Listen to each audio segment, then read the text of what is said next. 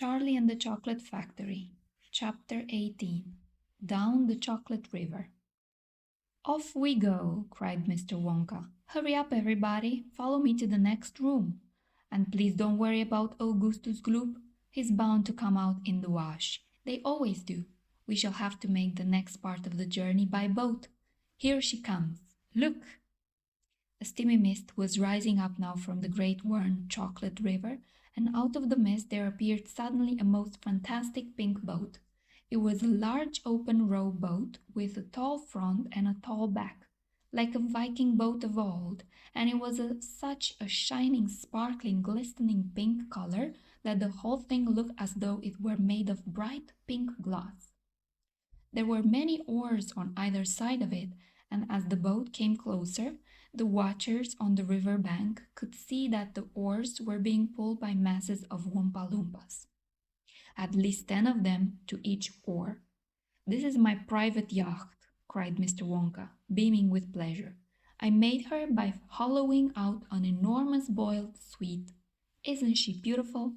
See how she comes cutting through the river." The gleaming pink boiled sweet boat glided up to the river bank. 100 Oompa Loompas rested on their oars and stared up at the visitors. Then suddenly, for some reason best known to themselves, they all burst into shrieks of laughter. "What's so funny?" asked Violet Beauregard. "Oh, don't worry about them," cried Mr. Wonka. "They're always laughing. They think everything's a colossal joke. Jump into the boat, all of you. Come on, hurry up." As soon as everyone was safely in, the Oompa Loompas pushed the boat away from the bank and began to row swiftly downriver. "Hey there, Mike Teavee!" shouted Mr. Wonka. "Please do not lick the boat with your tongue. It'll only make it sticky." "Daddy," said Veruca Salt, "I want a boat like this. I want you to buy me a big, pink, boiled sweet boat exactly like Mr. Wonka's. And I want lots of Oompa Loompas to row me about. And I want a chocolate river, and I want... She wants a good kick in the pants," whispered Grandpa Joe to Charlie. The old man was sitting in the back of the boat, and little Charlie Bucket was right beside him. Charlie was holding tightly onto his grandfather's bony old hand. He was in a world of excitement. Everything that he had seen so far, the great chocolate river, the waterfall, the huge sucking pipes, the minty sugar meadows, the Oompa Loompas, the beautiful pink boat, and most of all, Mr. Willy Wonka himself, had been so astonishing that he began to wonder whether there could possibly be any more astonishments left. Where were they going now? What were they going to see? And what in the world was going to happen in the next room? "Isn't it marvelous?" said Grandpa Joe, grinning at Charlie. Charlie nodded and smiled up at the old man. Suddenly, Mr. Wonka, who was sitting on Charlie's other side, reached down into the bottom of the boat, picked up a large mug, dipped it into the river, filled it with chocolate, and handed it to Charlie. "Drink this," he said. "It'll do you good. You look starved to death." Then Mr. Wonka filled the second mug and gave it to Grandpa Joe. "You too," he said. "You look like a skeleton. What's the matter? Hasn't there been anything to eat in your house lately?" "Not much," said Grandpa Joe. Charlie put the mug to his lips, and as the rich, warm, creamy chocolate ran down his throat into his empty tummy, his whole body from head to toe began to tingle with pleasure, and a feeling of intense happiness spread over him. "You like it?" asked Mr. Wonka. "Oh, it's wonderful," Charlie said. "The creamiest, loveliest chocolate I've ever tasted," said Grandpa Joe, smacking his lips. "That's because it's been mixed by waterfall," Mr. Wonka told him. The boat sped on down the river. The river was getting narrower. There was some kind of a dark tunnel ahead, a great round tunnel that looked like an enormous pipe. And the river was running right into the tunnel. And so was the boat. "Row on!" shouted Mr. Wonka, jumping up and waving his stick in the air. "Full speed ahead!" And with the Oompa Loompas rowing faster than ever, the boat shot into the pitch-dark tunnel, and all the passengers screamed with excitement. "How can they see where they're going?" shrieked Violet Beauregard in the darkness. There's no knowing where they're going, cried Mr. Wonka, hooting with laughter.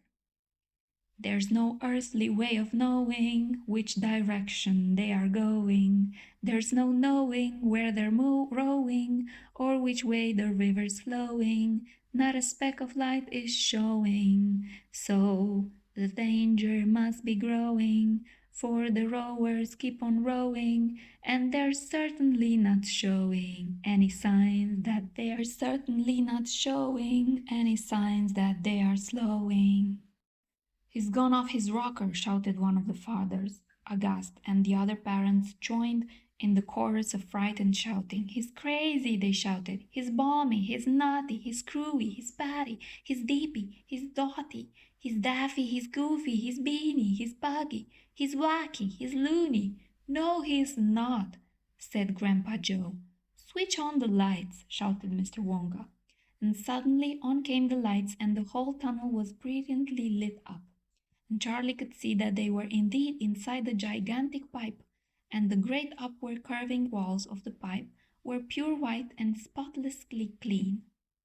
The river of chocolate was flowing very fast inside the pipe, and the Wumpa Loompas were all rowing like mad, and the boat was rocketing along at a furious pace.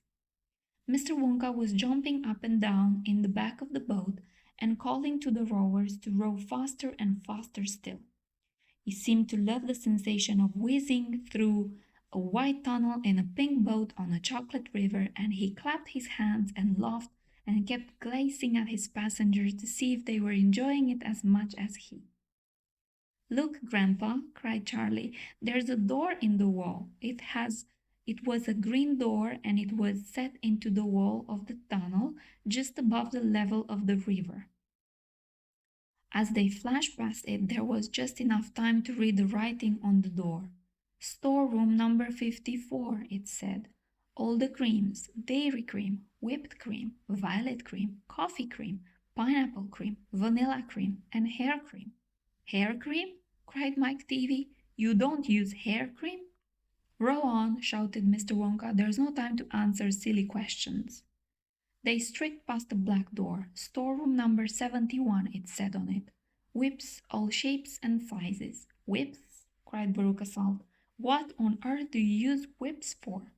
For whipping cream, of course, said Mr. Wonka. How can you whip cream without whips? Whipped cream isn't whipped cream at all unless it's been whipped with whips.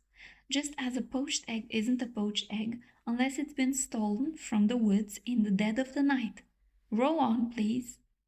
They passed a yellow door on which it said Storeroom number 77. All the beans, cacao beans, coffee beans, jelly beans, and has-beens. Has-beens? Cried Violet Beauregard.